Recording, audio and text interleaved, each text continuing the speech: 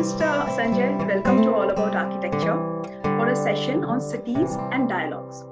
Today, we will be talking about how the retail space design, like high street shops, malls, may get impacted by the ongoing events.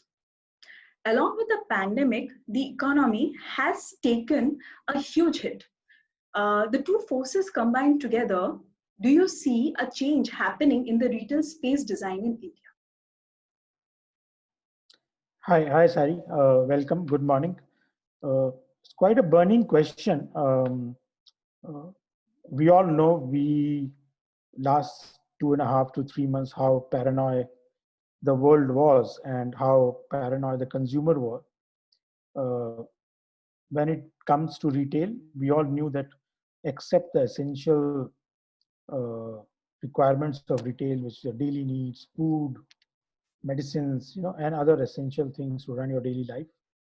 A lot of other things were put in back foot by customers, for valid reasons, and then for some reasons which, even if somebody wanted to order, things were not available because of supply chain restrictions and all. Which brings to fact that retail will see a new normal in coming days. When I say retail, from the consumer side, there will be a very differentiated set of demands and expectations.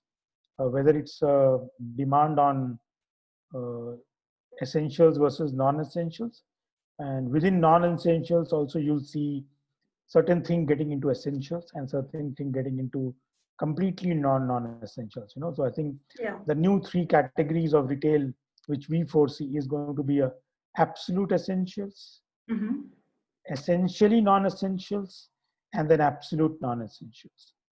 So absolutely essentials is your daily needs, food, medicines, things which you cannot live with, your waters, your fruits, vegetables. Non-essential essentials is a category which has emerged because a very, very large section of people are working from home and they will continue working from home even as we move ahead. There might be a percentage going higher because people who might not have got habit of working from home also might start working from home. So for those people, essentially non-essential items are basically essential clothing, for your pet things, basic needs of furniture, gadgets, upgradation of appliances, technology in your home, everybody's on Wi-Fi, fast router, Wi. So all those items which are not essential for your life, but now they are essential for you to perform. So that category will be a big in demand now. And then the most affected category will be completely non-essentials, which is fashion clothing, jewelry, automobiles, luxury goods, home decor, furniture, which you can say I can delay it for next few months. It doesn't matter. Okay. So now, if this is the new perspective from consumers' demand side, there has to be equal response from the retailer side. So one is that when it comes to retail design in future, in near future, let's say 2 to 3 years horizon in India, you might see a design of retailers dealing with this category, essential and essentially non-essentials. They will create more experience stores. They will come more online friendly because last section of people are going to move online. So all physical retail will have to bridge that gap also. And while the completely absolutely non-essentials category like large furniture stores, jewelry stores, high fashion clothing, formal clothing, wedding wear, shoes, fashion, all those things which people now have left wearing or using them in last 3 months, you might see them shrinking in the size, some people closing down, and some people creating a hybrid where they'll bring in, let's say, for example, a fine jewelry guy now will bring in a fast fashion jewelry within this store. Because still now jewelry formats were either fine jewelry or fashion jewelry. But now they might get fashion jewelry because they have to survive. Otherwise, customers don't come in. Which means that apart from the technical preparation of retail, which is following the government SOPs of cleanliness, sanitization, sterilization, which I think everybody will follow within their SOPs. But from the retail design perspective and consumer experience perspective, one is going to see a big change, and which we can say maybe a churning of retail formats in coming days to come, where large format stores becoming smaller, very small stores becoming medium size, and medium size churning out their categories. That's one we are going to see. And second, we are going to see is a lot of retail bridging online. So every physical retail will try to take a pie of neighborhood WhatsApp ordering, Facebook ordering, website ordering, and they'll bridge their online from their own, apart from being on the Amazons and Flipkarts of the world. So I think this is what we see in future, which means that a lot of renovations and refurbishments and repositioning of retail is going to be bigger pie, while greenfield new retail and greenfield new projects are going to reduce a lot in at least next year and a half. So that is where I think we will see a market. So that was actually leads to the next question of what do you see is going to happen to the shopping malls in India? We do have a whole lot of shopping malls all across the space where people are interacting, intermingling, multiplexes are there, food courts are there. So how do you see, and what is going to be the impact on the shopping malls? Yeah, so the very interesting thing, one is we are going to see shopping malls start opening from next couple of days or maybe a week from now. So it's very, very intriguing for everyone, and everybody is very curious to see how will customer behave, because last 3 months almost shopping malls were shut and people were fulfilling their needs either with their completely online shopping or just not shopping or just going to neighborhoods for essential shopping. People are not have been seeing, even if things have opened last 3 weeks or so, there is a very, very, very less amount of people being traveling or down to shop.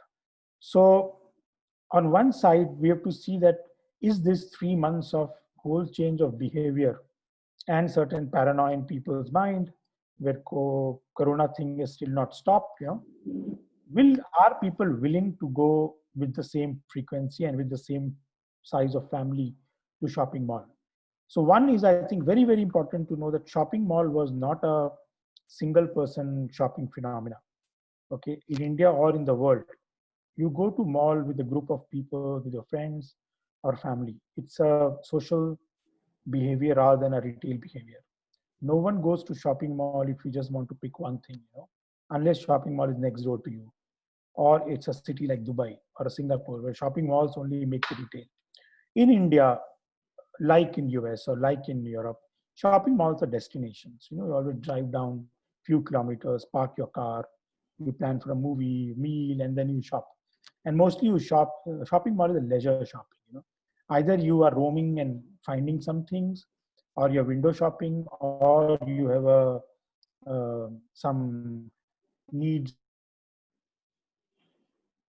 A lot of times, shopping has that nuance to it that people go out in group to shop.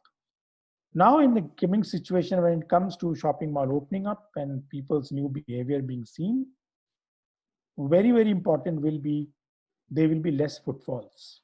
Average there will be less footfalls. Straight away from that, a family size will go from 4 to maybe 2, and number of people coming itself will half. So you are seeing net footfall only 25 to 30%, and then there are restrictions in shopping. So what is going to happen? Immediate term, shopping malls will have to function the way they are designed, but with a lot of retrofittings inside and control measures. But definitely what it does, it gives us new shopping malls in planning or in future shopping malls. There is likely to have be a strategic planning will be quite different. So let me say basic levels, you'll have more entry and exits. You'll have more controlled entry in the shops. Shopping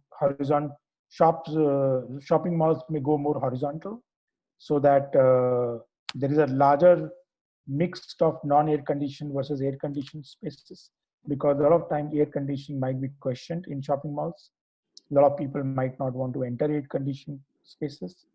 So you might design a shopping mall where you can still switch off air conditioning and still your 50% shopping happens. Distance between two shops might increase. You might have cluster farm shopping rather than series of shopping in one row. The way today atriums are planned, idea is to show crowd. Maybe there will be reverse planning where you divide your shopping mall in 2 or 3 or 4 clear zones where people enter into the zones depending on their requirements. The density of people at per square foot of the floor is lesser, in shopping mall, even if the number of people are same or more. You might see completely isolated entries when it comes to cinemas and food courts, which will come under heavy regulations. So you might see they're not being seamless part of the shopping mall, but where you need to enter into different zone to enter them, because it helps shopping malls to function depending on in future something similar thing happens, so they can easily cut off those things and keep the shopping area run. Yeah. You might see a technical intervention in air conditioning, more fresh air, more above 19 or ion jet filters filtering viruses.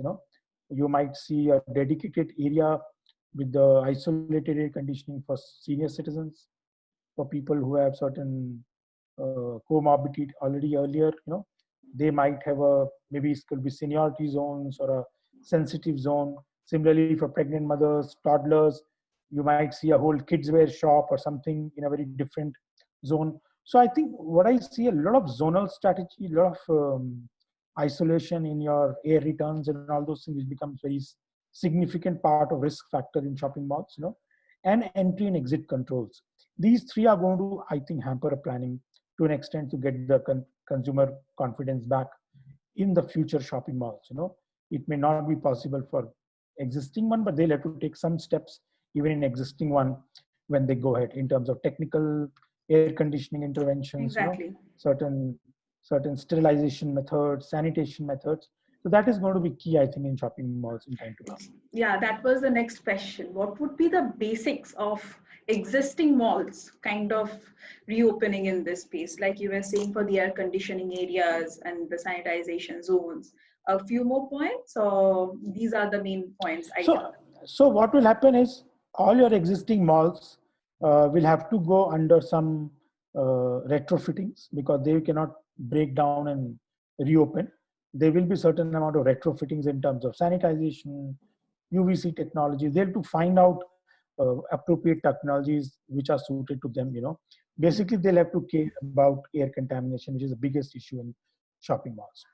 Then they have to take care of contact surfaces, because either people are touching railings, washrooms, kids getting down on floor, touching off your escalators, atrium railing, doors. So a lot of contact risks are there in the mall. And second is air contamination. So I think they'll have to retrofit air contamination. They'll have to work on some kind of a theories or some kind of a minimal intervention, so that people are away from the railings, people are away, maybe getting into contactless door opening, more of the automatic door openings. So they will have to have intervention of some kind of thing, so that they can avoid people to contact as less as possible, and to have air contamination as less as possible. At least these two things they will have to manage in existing malls quite well. That takes us to the next question. How do you see technology playing a part in the design process, in the future design process?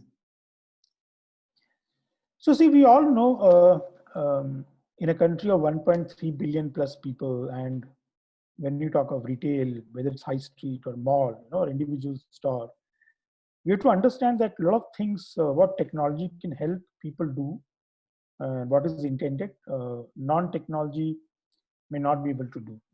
So let's take example of how people in last 3 months, people who never bought online have moved to online. People who bought online only certain categories are buying online certain things which they would never have bought online. Technology has reached, I think, each people's home at people's finger, and they are using it for their own safety also.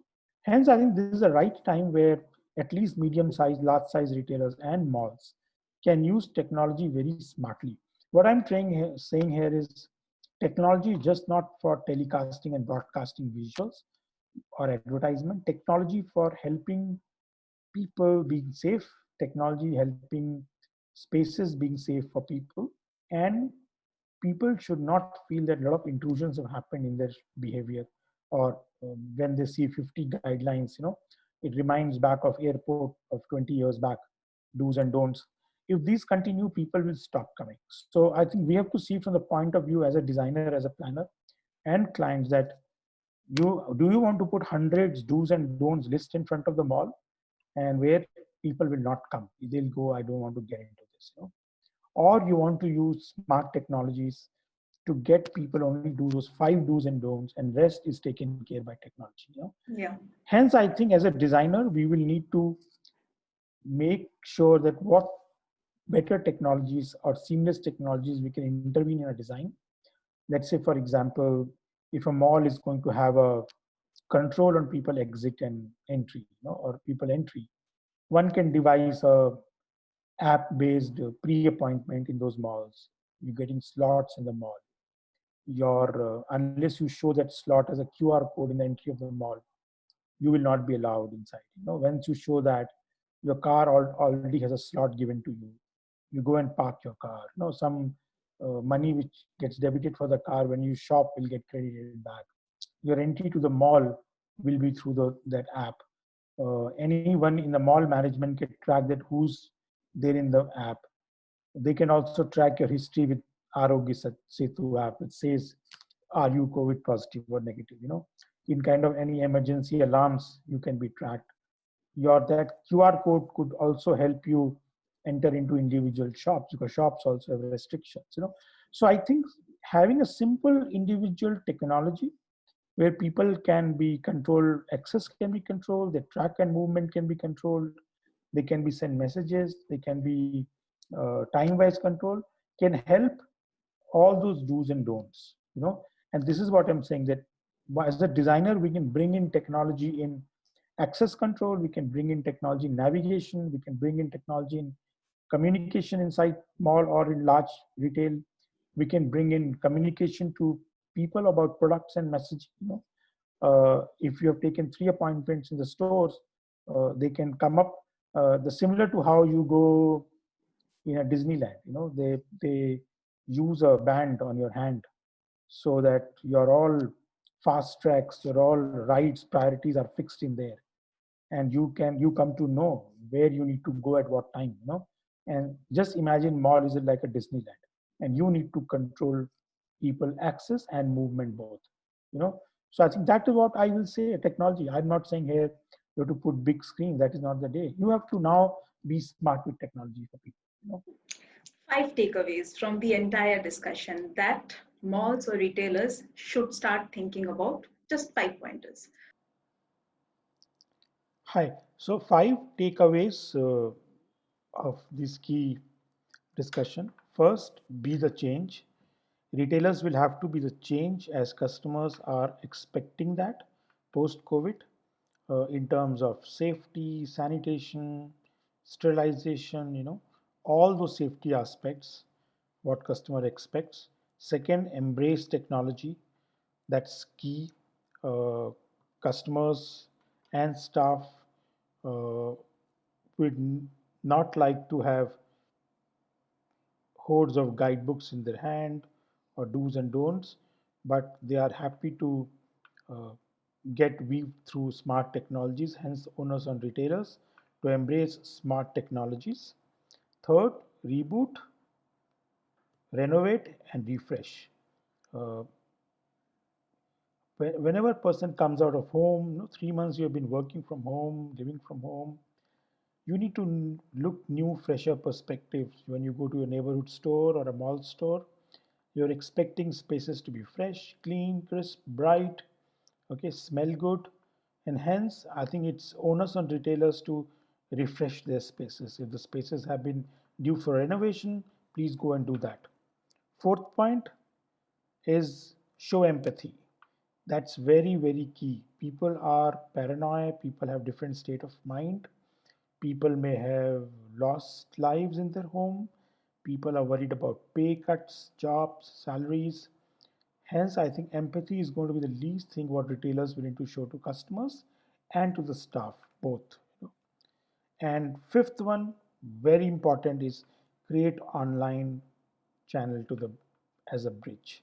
Uh, People are moving online. More and more people are moving for more and more different categories online. Retailers who have been in brick and mortar retail will need to create this bridge very quickly so that they don't lose on those customers.